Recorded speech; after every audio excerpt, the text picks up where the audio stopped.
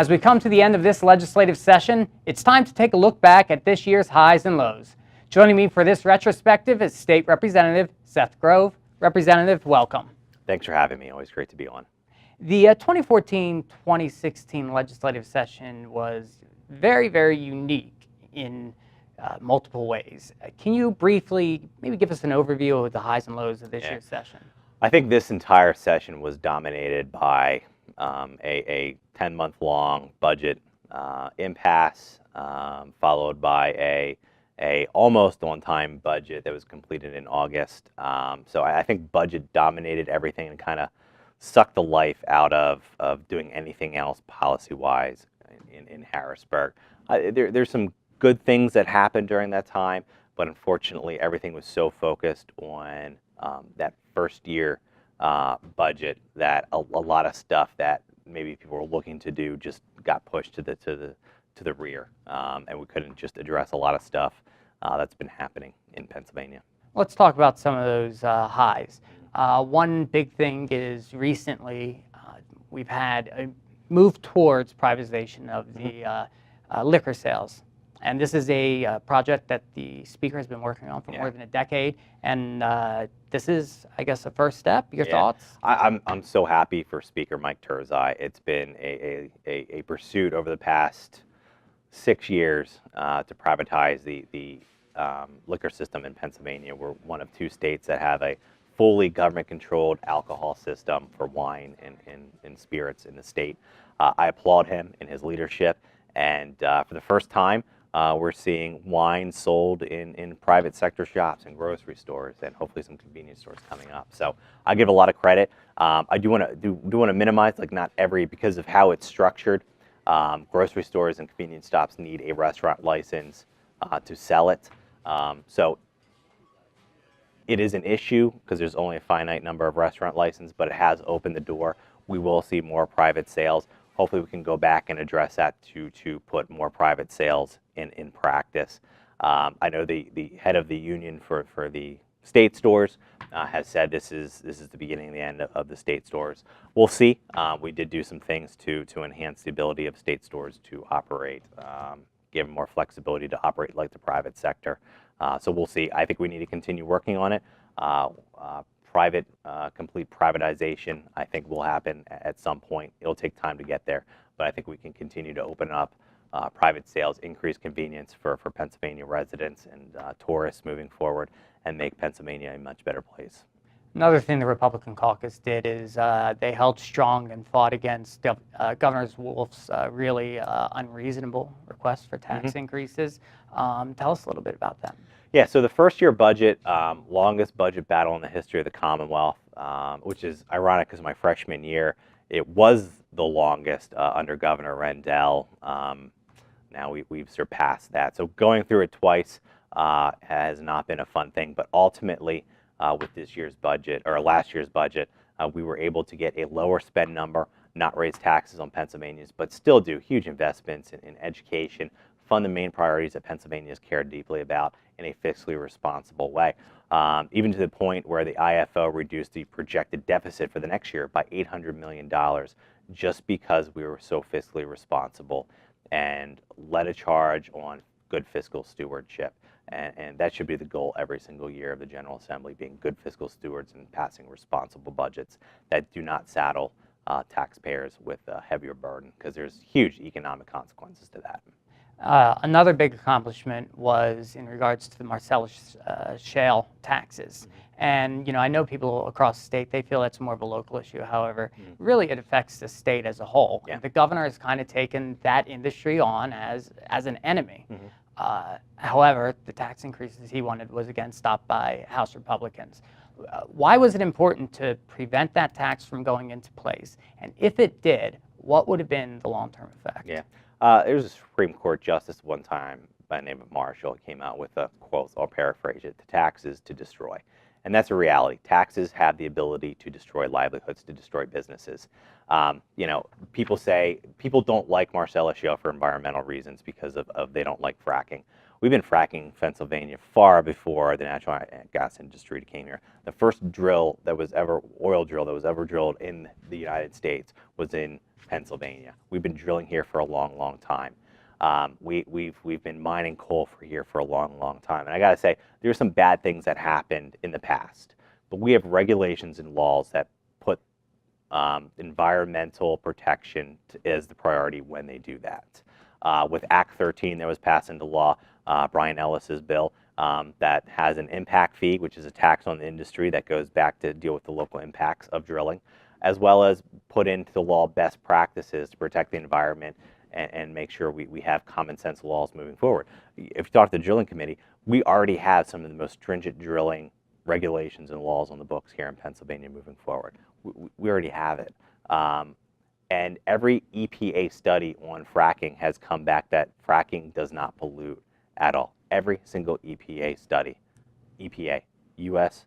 Environmental Protection Agency, every single one shows that there's no harm to the environment through hydraulic fracturing. Through numerous states they've done these studies. I can say for the past few years, if it hadn't been for Marcellus Shale drilling, our budgets would have been far worse. The job creation, the tax revenue, the economic activity that drilling has provided in traditionally economic depressed areas across Pennsylvania has been tremendous in helping us balance our budget and putting people back to work in private sector, family sustaining jobs, which is a core function of what we should be focusing on moving forward. So not having an additional tax on that industry so it inhibits them from being here in Pennsylvania is a good thing, because we need natural gas, we need energy sources.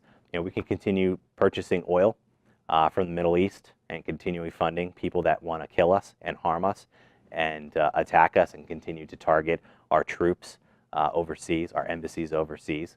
Or we can develop resources right here in Pennsylvania and across the nation to find those energy sources, so we don't have to continue to rely on foreign powers for our energy sources. Medical marijuana was also a bill that was passed that a lot of people may not have seen coming, at least this soon. However, it was also a very decisive issue amongst really the caucuses. Yeah. Tell us a little bit about that bill. Yeah. And your thought, and your thoughts. I mean, obviously, the individuals pushing it were family members who have epileptic children who feel medical marijuana is their goal for better quality of life moving forward. Obviously, your heart goes out to them, and you know, for their sake, I'm glad they're going to have access in a few years to it here in Pennsylvania. The main issue for me with that bill is the federalism aspect of it. We have a federal government that says we're not going to enforce our laws, some of our laws, to allow states to have a medical marijuana regulatory oversight, allow it in their states. But at the same time, they're not doing anything to change their laws to make it easier. For instance, how do you actually incorporate a business and pay taxes? If it's deemed by the federal government still a Schedule I drug, it's illicit. How do you get around federal law to pay your taxes on that? How do you get around state law to pay taxes on that? Ninth Circuit Court made a ruling that because medical marijuana is still listed as an illicit substance, you can't purchase or really own firearms if you have medical marijuana.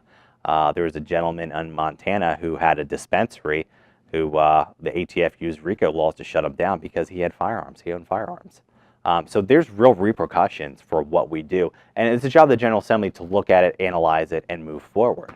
I fully support, I think the bill in itself has great research potential.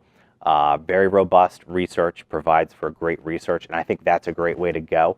I voted for a lot of amendments that focused on research-based programs within the Commonwealth, because we got CHOP, we get great children's universities, Children's Hospital right here in South Central Pennsylvania that Penn State operates. So we have a lot of opportunity to do it right.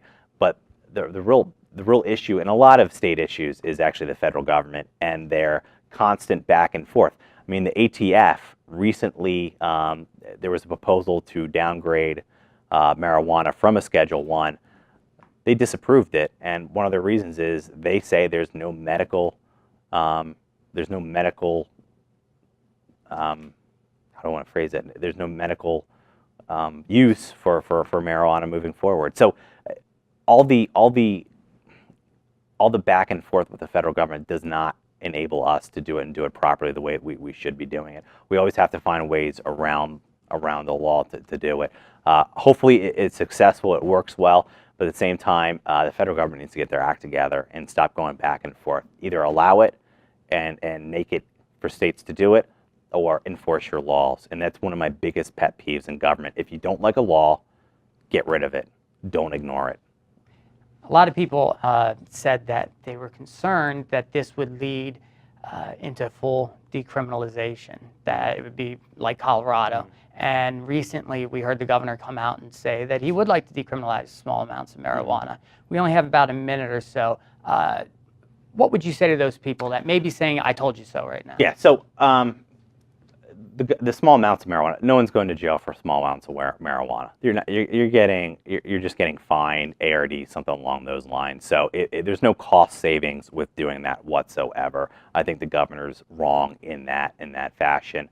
I think the DAs would like to see it because it can adjudicate it a lot easier with the summary offense moving forward. We can have a discussion with that. I think the way we develop our medical marijuana law, it's basically authorized. The door is wide open for numerous amounts of individuals to have access to it through medical marijuana. So I think the medical marijuana bill generally has legalized marijuana in this Commonwealth, and it allows the Department of Health to develop any ailments whatsoever to further give people access to that in the future. So I think it's already here. The law outlaws, you're having your own, growing your own, and the smoke version, but it's here. You can have as much THC compound in that as you possibly want and so forth. So it's here. It's just a matter of time until it's fully legalized. All right, we still have a lot more to go over from this past legislative session. However, we have to take a short break. Legislative report will be back in just a moment.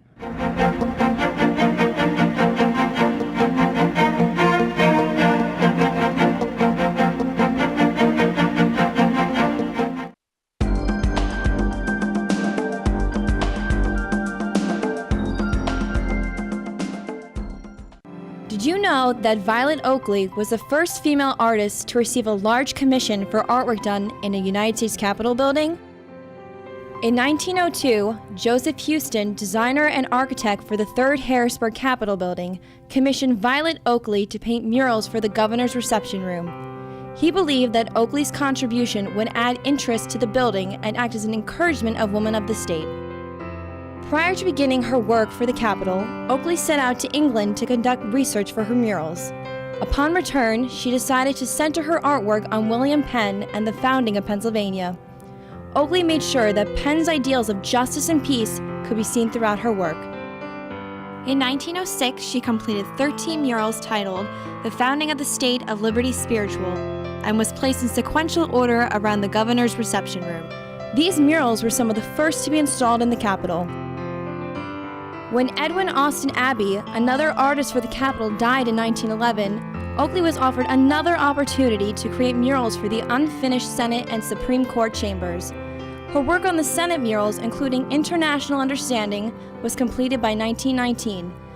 Oakley then completed the Supreme Court murals, including the Divine Law, by 1927. Oakley is said to be the principal artist for the Capitol, with a total of 43 murals on display. She remains one of the greatest muralists in the United States. Now you know. Did you know that the chamber of the Pennsylvania House of Representatives contains a painting depicting the 24 hours of the day? Located in the center of the ceiling, the mural, titled The Hours, was created by artist Edwin Austin Abbey. This wonderful masterpiece charts the setting of the sun, moon, and the many stars that grace the heavens. 24 maidens, who each represent an hour of the day, begin each day in light and gladness and ends in solemn drapery carried on still shoulders. Now you know.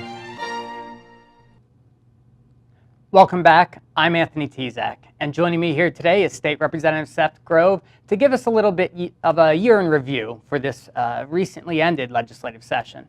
Representative, again, welcome. Thanks for joining us. Thanks for having me. Before we went to break, we talked about some of the highs with the past legislative year. Why don't we get into maybe some of the lows? And one big one that sticks out is the dollar a pack tax that is now being implemented on cigarettes across the state. Why is this an issue? Well, I think the lowest part was this entire budget that we currently have for this current fiscal year. Tax increases, overspending. It's going to have a lot of economic repercussions. One of them, probably one of the worst ones, is the dollar a pack on cigarette tax. Obviously, there's two ways to look at it. We need revenue to fill the overspending we did, or for health and well-being, we want people to stop smoking, which is counterproductive. Either don't want people smoking, so you have less revenue, or you want people smoking and you want revenue. You can't have it both ways with that. So dollar a pack, it ends up being, because Philadelphia already has your $2 a pack, so they're at $3 a pack. We're guaranteeing Philadelphia $58 million to their school district because their local cigarette tax went to fund their school district. So all the smokers in Pennsylvania, your tax dollars, first and foremost, will go to the Philadelphia school district. As we've been seeing, more and more people are shopping out of state to buy their cigarettes, so they're continuing to smoke, so there's no health and welfare savings. At the same time, we're also not getting revenue. The worst thing that is happening currently, and it started a month after we approved that bill, is illegal tobacco is being sold in Philadelphia. Now, New York is number one. They're actually shifting inventory from New York to Philadelphia. It's going to continue to cut into revenue. But what it also does is these groups are linked to terrorists. They're linked to organized crime, and they're linked to violent gangs. So we are helping people that shouldn't be helped to grow their networks. There are cases of illicit tobacco sales, revenue going to the Middle East. A great example is a syndicate sent over around $770,000 to Yemen. And just disappeared, all cash disappeared. The cost of the 9/11 terrorist attacks was $500,000. The attacks in France, far cheaper to execute. So you're saying lots of money paid for by American citizens that are going to fund terrorists overseas, and they're utilizing this. And it's in family sex, and it's tough for law enforcement to get in there and break those sex down and stuff like that. And by the time you follow the money trail, that cash has gone out of those accounts, so you can't even recover those accounts utilizing our allies across the world to stop that. So there's dire repercussions for the actions the General Assembly has taken. Hopefully we can continue to help law enforcement, Department of Revenue, stop those illicit sales as much as we can. But it's happening, and money's going to people that we do not want to have that amount of money. Hundreds of thousands of dollars that's going to be used to hurt Pennsylvania residents. Another big issue that unfortunately we weren't able to complete this legislative session is pension reform. What's the danger of kicking the can down the road a little bit further? And is there a plan in place for the next legislative session on how to handle this? So there's been many different various proposals that have been put up. At this point, I think I don't think the solution is going to be found with our current governor. We're either going to take a half-step approach and continue to kick the can, or for the governor to support a true pension reform plan that needs to happen, putting new hirees into 401k at minimum. It's going to be a huge tax increase to offset that. So at this point, I'm not sure doing anything substantial on pension reform is viable. I think we should continue to send a 401k plan to the governor, and until he understands. And the interesting part is the pension reform plans on a 401k style are the same ones he gave his private sector employees. There was no difference between Senate Bill 1 and what he gave his private sector employees. So I don't see why he would veto that, but ultimately he has vetoed, I think, the best pension reform plans that I've seen. And I'm not interested in Act 120 half measure anymore. We just need to do the 401k, get it done, and then continue on pension reform. What we can't do is take people's pension away and just throw them in 401k. But there's been no court case that has decided whether freezing benefits effective January 1st and from that point on putting all that new money into a 401k. I think that's the next step we do after we get a 401k for new hires. Now, personally, you had a number of bills that were signed into law this year. Can you tell us which, in your opinion, was the biggest win for your people back home?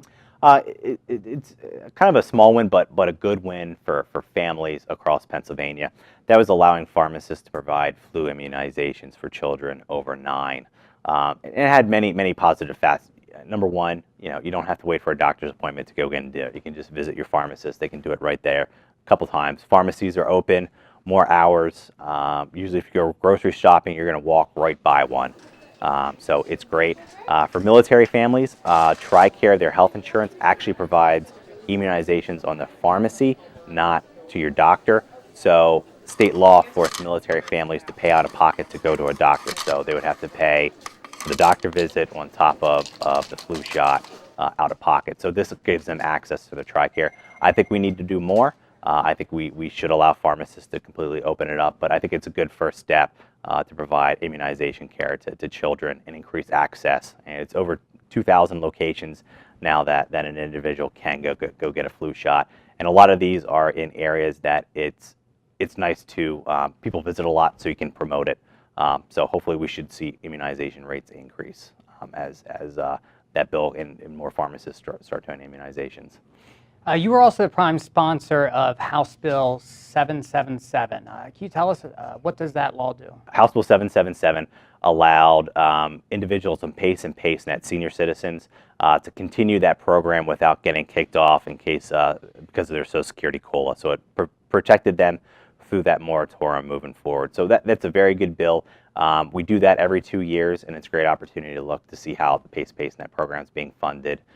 Make sure we can continue that benefit moving forward. So it'll do a lot of help to maintain seniors on that program to provide assistance with their prescription drugs.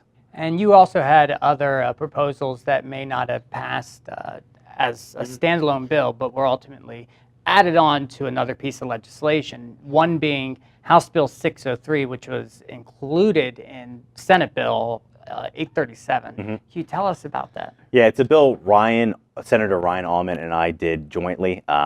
Basically, it was marriage counselors. Under current law, you could actually hang a shingle and say, I'm a marriage counselor, and not actually have any certification or any background in actually counseling married couples. What it did is provide some title protection to say, you have to have a degree, you have to be licensed as a marriage counselor to hang a shingle as a marriage counselor. Also, it did protect religious organizations, so pastors, churches can still provide marriage counseling within their church moving forward. So good bill, good protection, kind of gets rid of the fraud within that entity, just in case people are out there trying to say they are a marriage counselor when they actually have no training whatsoever in it. Also, the Taxpayer Caucus is now also coming to its end of the legislative year. What impact did the Taxpayer Caucus have on this session, and what do you hope will be the impact moving forward? I think it showed colleagues that there's always an avenue to not raise taxes. There's always other policy proposals you can come up with to take care of cost drivers within the budget. And I think it banded individuals, like-minded individuals, coalescing around what can we do to protect taxpayers within the budget process. We put out a 35-page report highlighting cost savings, non-tax revenue to balance budgets, budget reforms to provide more transparency and accountability in the budget process, and other colleagues' great bills that will help us grow our economy through private sector job growth. That obviously every new job somebody has, that's more sales tax revenue, that's more income tax revenue. That's how you grow revenues, through expanding your economy. Because what we've seen with tax increases is they stifle the economy, and they'll put people out of business, and we end up losing jobs because of it. So it's been great. We have some great meetings, some great discussions. And it provides an avenue source of people to kind of band together and say, what more can we do? And really, it's about change in Harrisburg. It's moving away from status quo governing, that we've always done it this way, to what can we do differently to start having government benefit its citizens moving forward. What more can we do to grow our economy? What more can we do to get government out of the way of business so they can create jobs? So it is multifaceted, and we're constantly analyzing, seeing what other states are doing better than us, and making sure we can compete in a global economy to make Pennsylvania the best it can be. Outside of the Taxpayers Caucus, as we get ready for the new legislative session, what's your vision for the session? What do you hope to come out of the next 2 years? Hopefully we learned over the past 2 years what has worked and what hasn't worked. And I'll take some concepts from Taxpayers Caucus. We need to start in January to look at our budget moving forward.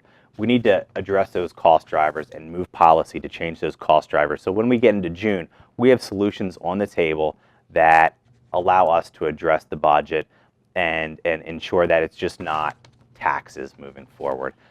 So hopefully we can do a better job, dig in, and keep our core principles. You know, if we continue to be good stewards of taxpayers' dollars, focus on private sector job growth, promote good policy that benefits Pennsylvanians on a day-to-day basis. You know, look at limited government and try to focus our time on kind of managing and providing more oversight. Bring these agencies in. What are you spending money on? Why are you spending it? What is your performance matrix? Are they meeting the goals and expectations we create? If we start doing those things and really diving in, I think we can have a great, successful year session moving forward. But we got to dig in and we got to do the hard work. We only have a few seconds left, but for people watching at home, if they want to keep up on what you're doing and what's going on in the House, how do they do so? My website's good, repgrove.com, even better. I'm very active on social media, so Facebook, Rep Seth Grove, and my Twitter handle's at repgrove. So follow me on social media. I'm a constant Twitter and Facebook guy. If I read something, I post it on there. So it's a great way to stay updated on what's happening in state government. All right, Representative, thanks for taking the time for joining us, and look forward to see what you have in store for the next legislative session. Will do. That's all the time we have for today's program. I'm Anthony Tezak. If you have questions or concerned about what you've just heard or any other state government-related matter, Representative Grove's contact information will be on the screen in just a moment. Thanks for watching, and please join us again next time for another edition of Legislative Report.